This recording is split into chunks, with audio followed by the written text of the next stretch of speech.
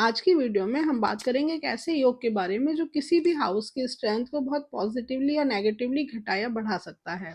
इसे हम बोलते हैं अधियोग। ज़्यादातर अगर हम क्लासिक्स में देखेंगे तो ये हमें मून से या लगन से बताया गया है, और ये कहा गया कि लगन से या मून से जिस जिस भी हाउस से हम देख रहे हैं, वैसे हमें इसे अपने चार्ट के हर हाउस से देखना चाहिए, और हर हाउस की स्ट्रेंथ को हम इसके अकॉर्डिंग चेक कर सकते हैं कि वो हाउस हमारा कितना बली या निर्बली हो रहा है।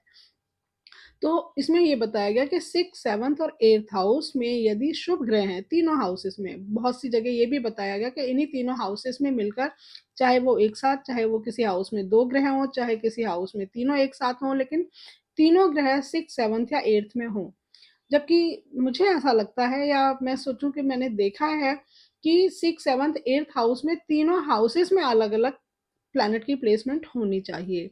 तो यानी कि तीनों घरों में यदि शुभ ग्रह हैं किसी भी हाउस से छठे सातवें और आठवें घर में, तो उस घर के लिए शुभ अधियोग बनता है।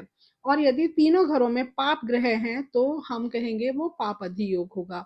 इसका मतलब ये हुआ कि यदि शुभ अधियोग बन रहा है तो उस हाउस को इतना बल मिलता है कि उस हाउस के जो भी नेचुरल कारक तत्व हैं वो प्राकृतिक तौर पर हमें प्राप्त होते हैं। जैसे अगर हमने ये कहा कि अगर लगन से ये शुभ अधियोग बनेगा, लगन से सिक्स सेवन्थ और एट्थ हाउस में शुभ ग्रह होंगे, तो आपके जीवन में अप एंड डाउन या स्ट्रगल या समस्याएं बहुत कम होंगी। हालांकि यहाँ पर हमें ये जरूर देखना है कि लगन में किस तरह के ग्रह हैं, क्या पाप ग्रहों का भी प्रभाव साथ में तो नहीं है, क्या लग्नेश कुंडली में पीड़ित तो नहीं है। वो सब उनके इफेक्ट रहेंगे, लेकिन कहीं ना कहीं शुभ अधियोग बनने से ये जरूर रहेगा कि जीवन में यदि समस्याएं हैं भी तो उनके समाधान आपको मिलते रहेंगे। इसी तरीके से अगर हम पाप अधियोग की बात करें तो हमें कहेंगे कि आप लाइफ में चाहे कितने भी एफर्ट्स करें, बहुत ज़्यादा एफर्ट्स के बाद आपको बहुत थोड़े से रिजल्ट मिलेंगे, या आपके जीवन को बहुत ज़्यादा ऊपर नहीं जाने देंगे, आपके आपको जिंदगी में बहुत ज़्यादा ग्रोथ योग नहीं करने देगा यदि ये पाप अधियोग बन रहा है तो। इसी तरीके से हम हर हाउस से इसको समझते हैं। अगर मान लीजिए टेंथ हाउस से शुभ अधियोग बनता है तो टेंथ हाउस से हमें सिक्स सेवन्थ एट्थ हाउस देखना पड़ेगा कि कौन सा होगा, यानी थर्ड हाउस, फोर्थ हाउस और फिफ्थ हाउस।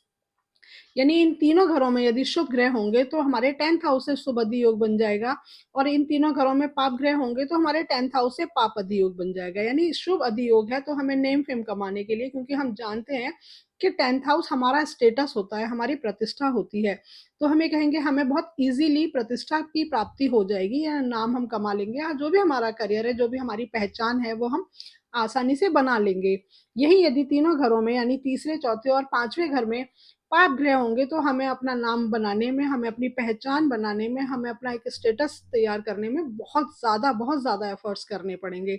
इसी तरीके से यदि ये योग 11th हाउस से बन रहा है, यानी हम 11th हाउस के लिए सिक्स सेवन्थ और एट्थ हाउस को देखेंगे, तो यानी फोर्थ हाउस, फिफ्थ हाउस और सिक्स हाउस हो जाएंगे हमारे 11th हाउस के लिए। तो यदि इन तीनों घरों में शुभ ग्रह होंगे तो हमारे 11th हाउस के लिए शुभ अधियोग बन जाएगा, यानी हमारी जो भी इच्छाओं की प्राप्ति है वो हमारी जरूर पूरी होगी।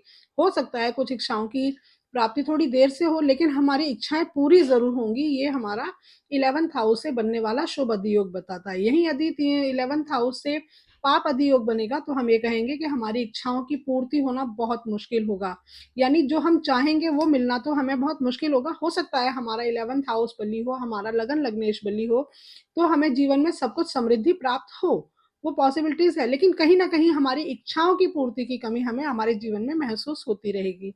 इस तरीके से हमें अपने हर हाउस के लिए इस अधियोग को समझना होता है। लेकिन यहाँ पे हमें ये जरूर ध्यान देना है कि हम शुभ ग्रह किसे बोल रहे हैं और अशुभ ग्रह किसे बोल रहे हैं। हम जानते हैं कि कुछ प्लैनेट्स को हमने नेचुरल तौर पे मैलेफिक और नेचुरल तौर पे बेनिफिक प्लैनेट बोला है। जैसे कि अगर हम कहें तो मंगल, शनि, राहु हमारे मैलेफिक प्लैनेट्स होते हैं, यानी पाप अधियोग बनाने वाले ग्रह हैं। यहाँ पे हम सूर्य को भी काउंट कर सकते हैं, क्योंकि कहीं ना कहीं सूर्य क्रूर ग्रह तो माने ही जाते हैं। इसी तरीके से यदि हम शुभ ग्रह की बात करें तो जुपिटर और वीनस हम जानते हैं कि नेचुरल तौर पे शुभ ग्रह हैं, उन्हें हमेशा ही शुभ काउंट करना है। लेकिन अगर मून और मरकरी की हम बात करें तो ये प्लैनेट कंडीशनली शुभ या अशुभ होते हैं। यानी मरकरी यदि शुभ ग्रहों के साथ हैं तो शुभ है, अन्यथा वो शुभ नहीं है। यानी अकेले हैं तो भी हम उन्हें शुभ काउंट कर सकते हैं, लेकिन यदि वो पाप ग्रहों के साथ हैं तो हम उन्हें शुभ काउंट नहीं करेंगे। इसी तरीके से मून की अगर हम बात करें तो वो पक्ष बली हो तो हम उन्हें शुभ ग्रह मानते हैं, अगर पक्ष बल के अकॉर्डिंग वो निर्बली होते हैं तो हम उन्हें पापी ग्रह मानते हैं।